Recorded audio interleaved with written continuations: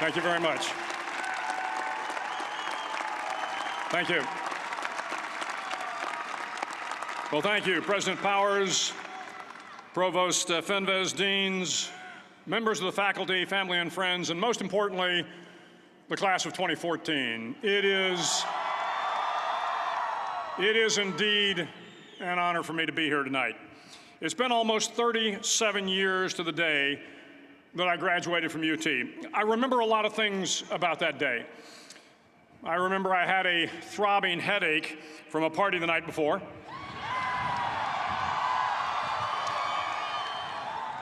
I remember I had a serious girlfriend, who I later married. That's important to remember, by the way. And I remember I was getting commissioned in the Navy that day. But of all the things I remember, I don't have a clue who the commencement speaker was, and I certainly don't remember anything they said. So acknowledging that fact, if I can't make this commencement speech memorable, I will at least try to make it short. So the university's slogan is, what starts here changes the world. Well, I've got to admit, I kind of like it. What starts here changes the world. Tonight, there are almost 8,000 students, or there are more than 8,000 students graduated from UT. So that great paragon of analytical rigor, Ask.com, says that the average American will meet 10,000 people in their lifetime. 10,000 people, that's a lot of folks. But if every one of you changed the lives of just 10 people, and each one of those people changed the lives of another 10 people, and another 10, then in 5 generations, 125 years, the class of 2014 will have changed the lives of 800 million people. 800 million people. Think about it. Over twice the population of the United States. Go one more generation, and you can change the entire population of the world, 8 billion people. If you think it's hard to change the lives of 10 people, change their lives forever, you're wrong. I saw it happen every day in Iraq and Afghanistan.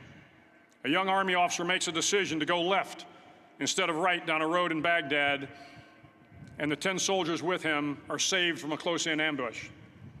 In Kandahar province, Afghanistan, a non-commissioned officer from the female engagement team senses that something isn't right and directs the infantry platoon away from a 500-pound IED, saving the lives of a dozen soldiers. But if you think about it, not only were those soldiers saved by the decisions of one person, but their children were saved, and their children's children. Generations were saved by one decision, one person.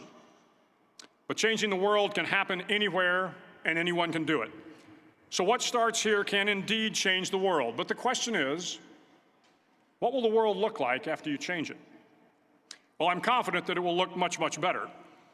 But if you'll humor this old sailor for just a moment, I have a few suggestions that may help you on your way to a better world. And while these lessons were learned during my time in the military, I can assure you that it matters not whether you ever served a day in uniform. It matters not your gender, your ethnic or religious background, your orientation, or your social status. Our struggles in this world are similar, and the lessons to overcome those struggles and to move forward, changing ourselves and changing the world around us, will apply equally to all. I've been a Navy SEAL for 36 years, but it all began when I left UT for basic SEAL training in Coronado, California. Basic SEAL training is 6 months of long, torturous runs in the soft sand, midnight swims in the cold water off San Diego, obstacle courses, unending calisthenics, days without sleep, and always being cold, wet, and miserable.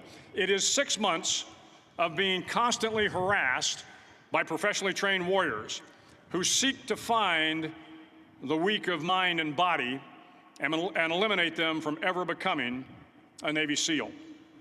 But the training also seeks to find those students who can lead in an environment of constant stress, chaos, failure, and hardships. To me, basic SEAL training was a lifetime of challenges crammed into 6 months. So here are the 10 lessons I learned from basic SEAL training that hopefully will be of value to you as you move forward in life. Every morning in SEAL training, my instructors, who at the time were all Vietnam veterans, would show up in my barracks room, and the first thing they'd do was inspect my bed. If you did it right, the corners would be square, the covers would be pulled tight, the pillow centered just under the headboard, and the extra blanket folded neatly at the foot of the rack.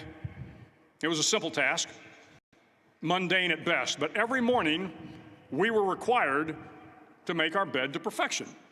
It seemed a little ridiculous at the time, particularly in light of the fact that we were aspiring to be real warriors, tough, battle-hardened SEALs. But the wisdom of this simple act has been proven to me many times over. If you make your bed every morning, you will have accomplished the first task of the day. It will give you a small sense of pride, and it will encourage you to do another task, and another, and another. And by the end of the day, that one task completed will have turned into many tasks completed. Making your bed will also reinforce the fact that the little things in life matter. If you can't do the little things right, you'll never be able to do the big things right. And if by chance you have a miserable day, you will come home to a bed that is made, that you made. And a made bed gives you encouragement that tomorrow will be better. So if you want to change the world, start off by making your bed. During SEAL training, the students are all broken down into boat crews. Each crew is 7 students, 3 on each side of a small rubber boat, and 1 coxswain to help guide the dinghy. Every day, your boat crew forms up on the beach and is instructed to get through the surf zone and paddle several miles down the coast. In the winter, the surf off San Diego can get to be 8 to 10 feet high, and it is exceedingly difficult to paddle through the plunging surf unless everyone digs in. Every paddle must be synchronized to the stroke count of the coxswain. Everyone must exert equal effort, or the boat will turn against the wave and be unceremoniously dumped back on the beach. For the boat to make it to its destination, everyone must paddle. You can't change the world alone. You will need some help. And to truly get from your starting point to your destination takes friends, colleagues, the goodwill of strangers, and a strong coxswain to guide you. If you want to change the world, find someone to help you paddle. Over a few weeks of difficult training, my SEAL class, which started with 150 men, was down to just 42. There were now 6 boat crews of 7 men each. I was in the boat with the tall guys, but the best boat crew we had was made up of the little guys, the Munchkin crew, we called them. No one was over 5'5". The Munchkin boat crew had 1 American Indian, 1 African American, 1 Polish American, 1 Greek American, 1 Italian American, and 2 tough kids from the Midwest. They out-paddled, outran, and outswam all the other boat crews. The big men in the other boat crews would always make good-natured fun of the tiny little flippers the Munchkins put on their tiny little feet prior to every swim. But somehow these little guys from every corner of the nation and the world always had the last laugh, swimming faster than everyone and reaching the shore long before the rest of us. SEAL training was a great equalizer. Nothing mattered but your will to succeed, not your color, not your ethnic background, not your education, not your social status. If you want to change the world, measure a person by the size of their heart, not by the size of their flippers. Several times a week, the instructors would line up the class and do a uniform inspection. It was exceptionally thorough. Your hat had to be perfectly starched, your uniform immaculately pressed, your belt buckle shiny and void of any smudges. But it seemed that no matter how much effort you put into starching your hat or pressing your uniform or polishing your belt buckle, it just wasn't good enough. The instructors would find something wrong. For failing the uniform inspection, the student had to run, fully clothed, into the surf zone, then wet from head to toe, roll around on the beach until every part of your body was covered with sand. The effect was known as a sugar cookie. You stayed in the uniform the rest of the day, cold, wet, and sandy. There were many a student who just couldn't accept the fact that all their efforts were in vain, that no matter how hard they tried to get the uniform right, it went unappreciated. Those students didn't make it through training. Those students didn't understand the purpose of the drill. You were never going to succeed. You were never going to have a perfect uniform. The instructors weren't going to allow it. Sometimes, no matter how well you prepare or how well you perform, you still end up as a sugar cookie. It's just the way life is sometimes. If you want to change the world, get over being a sugar cookie and keep moving forward.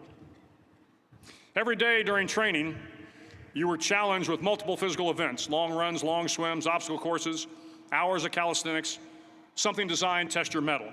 Every event had standards, times you had to meet. If you failed to meet those times, those standards, your name was posted on a list, and at the end of the day, those on the list were invited to a circus. A circus was 2 hours of additional calisthenics, designed to wear you down, to break your spirit, to force you to quit. No one wanted a circus. A circus meant that for that day, you didn't measure up. A circus meant more fatigue, and more fatigue meant that the following day would be more difficult, and more circuses were likely. But at some time during SEAL training, everyone made the circus list. But an interesting thing happened to those who were constantly on the list. Over time, those students who did 2 hours of extra calisthenics got stronger and stronger. The pain of the circuses built inner strength and physical resiliency. Life is filled with circuses. You will fail. You will likely fail often. It will be painful. It will be discouraging. At times, it will test you to your very core. But if you want to change the world, don't be afraid of the circuses. At least twice a week, the trainees were required to run the obstacle course. The obstacle course contained 25 obstacles, including a 10-foot wall, a 30-foot cargo net, a barbed wire crawl, to name a few. But the most challenging obstacle was the Slide for Life. It had a 3-level, 30-foot tower at one end and a 1-level tower at the other. In between was a 200-foot-long rope. You had to climb the 3-tiered tower, and once at the top, you grabbed the rope, swung underneath the rope, and pulled yourself hand over hand until you got to the other end. The record for the obstacle course had stood for years when my class began in 1977. The record seemed unbeatable until one day a student decided to go down the Slide for Life head first. Instead of swinging his body underneath the rope and inching his way down, he bravely mounted the top of the rope and thrust himself forward. It was a dangerous move, seemingly foolish and fraught with risk. Failure could mean injury and being dropped from the course. Without hesitation, the student slid down the rope perilously fast. Instead of several minutes, it only took him half that time. And by the end of the course, he had broken the record. If you want to change the world, sometimes you have to slide down the obstacles head first. During the land warfare phase of training, the students are flown out to San Clemente Island, which lies off the coast of San Diego. The waters off San Clemente are a breeding ground for the great white sharks. To pass SEAL training, there are a series of long swims that must be completed. One is the night swim. Before the swim, the instructors joyfully brief the students on all the species of sharks that inhabit the waters off San Clemente. They assure you, however, that no student has ever been eaten by a shark, at least not that they can remember. But you are also taught that if a shark begins to circle your position, stand your ground. Do not swim away. Do not act afraid. And if the shark, hungry for a midnight snack, darts towards you, then summons up all your strength and punch him in the snout, and he will turn and swim away. There are a lot of sharks in the world. If you hope to complete the swim, you will have to deal with them. So if you want to change the world, don't back down from the sharks. As Navy SEALs, one of our jobs is to conduct underwater attacks against enemy shipping. We practice this technique extensively during training. The ship attack mission is where a pair of SEAL divers is dropped off outside an enemy harbor and then swims well over 2 miles underwater, using nothing but a depth gauge and a compass to get to the target. During the entire swim, even well below the surface, there is some light that comes through. It is comforting to know that there is open water above you. But as you approach the ship, which is tied to a pier, the light begins to fade. The steel structure of the ship blocks the moonlight. It blocks the surrounding street lamps. It blocks all ambient light. To be successful in your mission, you have to swim under the ship and find the keel, the center line, and the deepest part of the ship. This is your objective. But the keel is also the darkest part of the ship, where you cannot see your hand in front of your face, where the noise from the ship's machinery is deafening, and where it gets to be easily disoriented, and you can fail. Every SEAL knows that under the keel, at that darkest moment of the mission, is a time when you need to be calm, when you must be calm, when you must be composed, when all your tactical skills, your physical power, and your inner strength must be brought to bear. If you want to change the world, you must be your very best in the darkest moments. The 9th week of training is referred to as Hell Week. It is 6 days of no sleep, constant physical and mental harassment, and one special day at the Mud Flats. The Mud Flats are an area between San Diego and Tijuana where the water runs off and creates the Tijuana Sloughs, a swampy patch of terrain where the mud will engulf you. It is on Wednesday of Hell Week that you paddle down to the Mud Flats and spend the next 15 hours trying to survive this freezing cold, the howling wind, and the incessant pressure to quit from the instructors.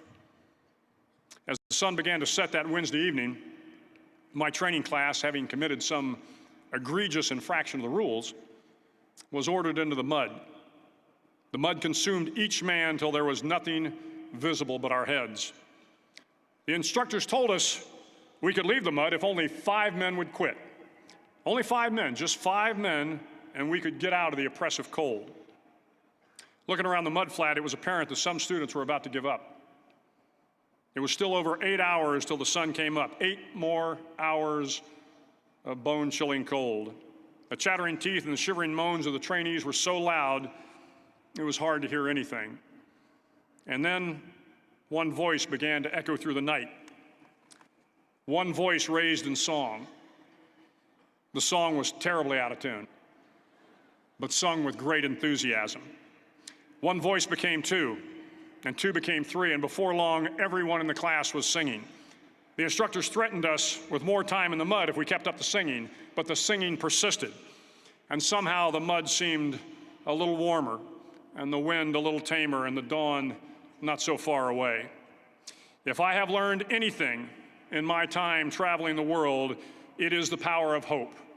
The power of one person, a Washington, a Lincoln, King, Mandela, and even a young girl from Pakistan, Malala. One person can change the world by giving people hope. So if you want to change the world, start singing when you're up to your neck in mud. Finally, in SEAL training, there's a bell. A brass bell that hangs in the center of the compound for all the students to see. All you have to do to quit is ring the bell. Ring the bell, and you no longer have to wake up at 5 o'clock. Ring the bell, and you no longer have to be in the freezing cold swims.